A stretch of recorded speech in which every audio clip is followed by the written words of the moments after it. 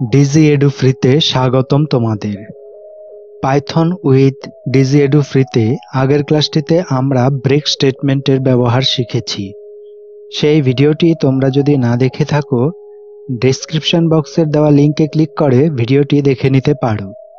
আজকে আমরা শিখব কন্টিনিউ স্টেটমেন্টের ব্যবহার।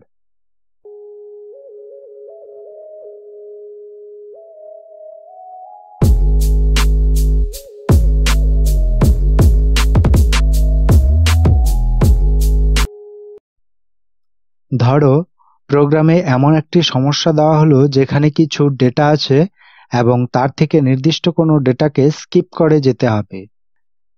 এমন ক্ষেত্রে কন্টিনিউ স্টেটমেন্ট কাজে আসে, অর্থাৎ কন্টিনিউ স্টেটমেন্ট ব্যবহার করে লুপের কোনো নির্দিষ্ট একটি স্টেপকে স্কিপ করে যেতে পারবো।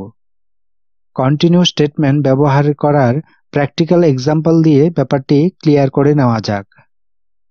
তোমাকে বলা হলো 1 থেকে 10 পর্যন্ত প্রিন্ট করতে হবে, কিন্তু 7 সংখ্যাটিকে প্রিন্ট করতে হবে না। এখন একটি যদি লুপ দিয়ে করো তাহলে 1 থেকে 10 পর্যন্ত সংখ্যাটি প্রিন্ট হয়ে যাবে এবং সেইখানে 7ও প্রিন্ট হয়ে যাবে। এই 7কে স্কিপ করার জন্য কন্টিনিউ স্টেটমেন্ট ব্যবহার করতে পারি। তাহলে আমরা এইভাবে লিখে নিব, ফর I ইন রেঞ্জ। রেঞ্জের মধ্যে আমরা দিয়ে দিব 1,11, কেননা 1 থেকে প্রিন্ট হবে এবং 10 পর্যন্ত, তার জন্য 10 + 1 অর্থাৎ 11 লিখলাম। কোলন দিয়ে আমরা এইখানে একটি কন্ডিশন দিয়ে দিব, ইফ কন্ডিশন। এখানে লিখে দিচ্ছি ইফ I যদি 7-এর সমান হয়, অর্থাৎ I = 7, তাহলে কি হবে? কন্টিনিউ, অর্থাৎ এই লুপটি চলবে কিন্তু এই স্টেপটিকে স্কিপ করে। এখন যদি প্রিন্ট করি I কে, তাহলে আমরা I এর ভ্যালুটিকে প্রিন্টে দেখতে পারবো। প্রোগ্রামটিকে সেভ করে রান করছি। দেখতে পাচ্ছ 1 থেকে 10 পর্যন্ত প্রিন্ট হয়েছে, কিন্তু 7 সংখ্যাটিকে প্রিন্ট করেনি, এটিকে স্কিপ করে গিয়েছে। আরেকটি উদাহরণ দিয়ে ব্যাপারটিকে আরেকটু ক্লিয়ার করে নেওয়া যাক। ধরা যাক DigiEduFree, এইখান থেকে আমরা যে লেখাটি আছে EE, এটিকে স্কিপ করে দিতে চাচ্ছি, অর্থাৎ এই ই যে লেখাটি রয়েছে সেটি আমরা প্রিন্ট করব না। তাহলে আমরা লিখে দিচ্ছি ফর I ইন DigiEduFree, অর্থাৎ এই DigiEduFree মধ্যে থেকে আমরা কে স্কিপ করব বা বাদ দিব। এইখানেও আমরা একটা কন্ডিশন দিয়ে দিচ্ছি, ইফ I == e। এখানে স্মল ই লিখব, কেননা এটি কেস সেন্সিটিভ। আমি যদি ক্যাপিটাল ই লিখি তাহলে এই ইটিকে বাদ দিবে, আর স্মল ই লিখলে লাস্টের যে ই আছে সেগুলিকে বাদ দিবে। এবার আমরা এখানে লিখে দিয়েছি I == e। যদি I এর সমান হয় তাহলে কি হবে? তাহলে কন্টিনিউ হবে। তাই আমি এখানে লিখে দিচ্ছি কন্টিনিউ, এবং তারপর প্রিন্ট ফাংশনে আমি লিখে দিচ্ছি I। এখন প্রোগ্রামটিকে যদি আমরা একবার সেভ করি এবং রান করি, তাহলে রেজাল্টে আমরা পাচ্ছি কে বাদ দিয়ে বাকি অংশটুকু।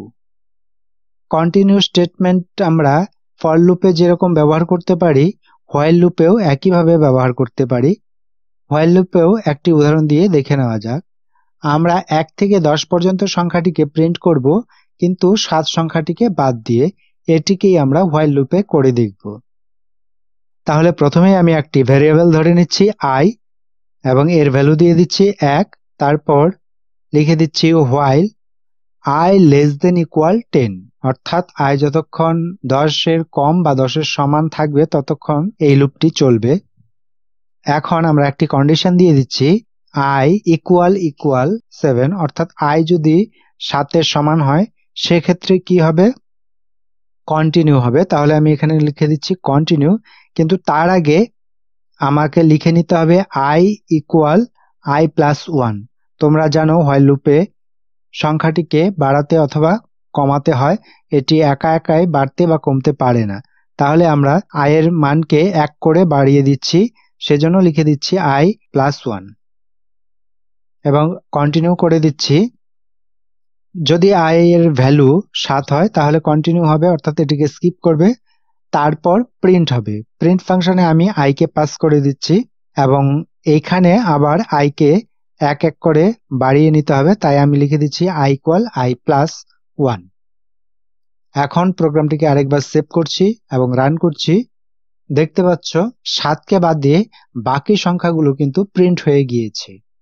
আগের ক্লাসটিতে তোমাদের একটি হোম টাস্ক দেওয়া ছিল, সেই হোম টাস্কটির সলিউশন তোমরা স্ক্রিনে দেখতে পাচ্ছ। তোমরা যদি হোম টাস্কটি বাড়িতে করে থাকো তাহলে একবার মিলিয়ে নিতে পারো তোমাদের করা প্রোগ্রামটি সঠিক ছিল কিনা। আজকের ভিডিওতে তোমরা শিখলে কন্টিনিউ স্টেটমেন্টের ব্যবহার। ভিডিওটি ভালো লাগলে অবশ্যই লাইক করে দিও এবং বন্ধুদের সঙ্গে শেয়ার করে দিও। চ্যানেলে নতুন হলে চ্যানেলটিকে সাবস্ক্রাইব করতে ভুলো না। আমরা এর পরের ক্লাসে দেখব পাস্ট স্টেটমেন্টের ব্যবহার। আবার দেখা হবে নতুন ভিডিওতে।